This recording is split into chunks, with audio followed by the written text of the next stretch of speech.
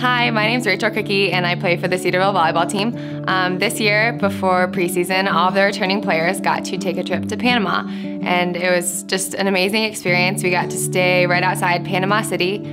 All the people involved with that trip were just amazing and helped us a lot. One of the things we got to do was go to schools where some of the kids were bilingual, some of the kids spoke 3 languages, and we got to teach them a little bit about volleyball, but at the same time share the gospel as well.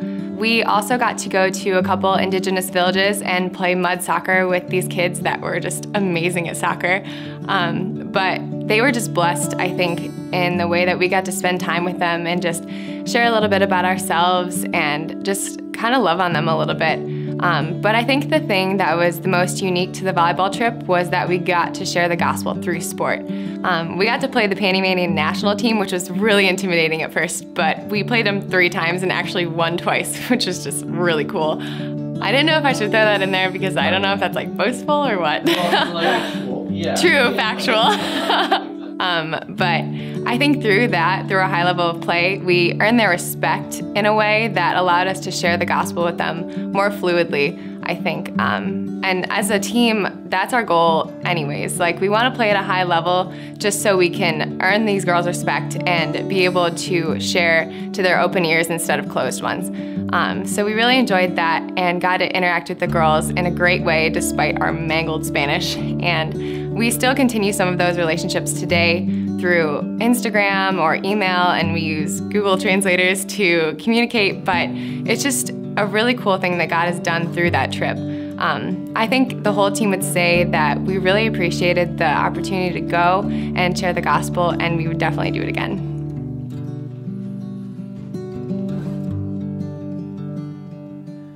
Hi, my name is Jacob Oliarczyk, and this summer I went to Paraguay on a medical missions trip.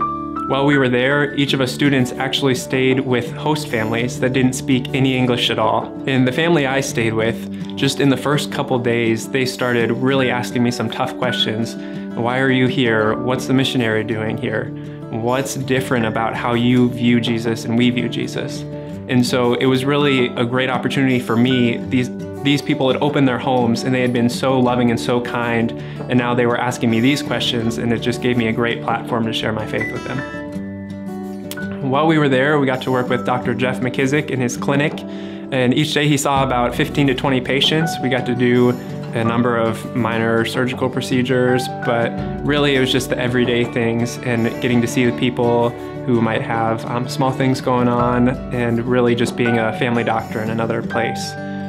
One of the most interesting parts of this trip was seeing the doctor not only meet the needs of the people physically, but really have a heart for their spiritual well-being.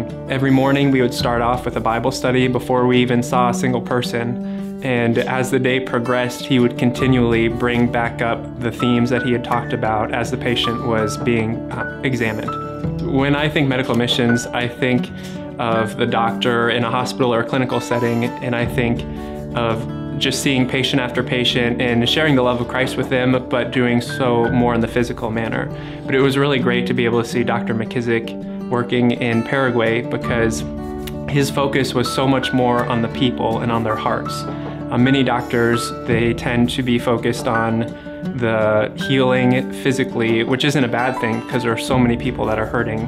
But this doctor, he would limit the number of patients that he could see so that he could really get to the greater issue of their hearts.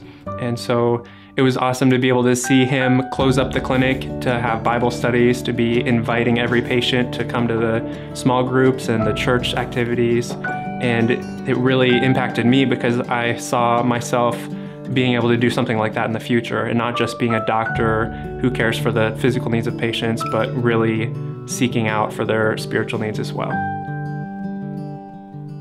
I'd been on missions trips before, but this was the first time that when I came home, I really felt God challenging me, saying, what are you going to do to keep building your faith? What are you going to do to grow closer to me here in the United States?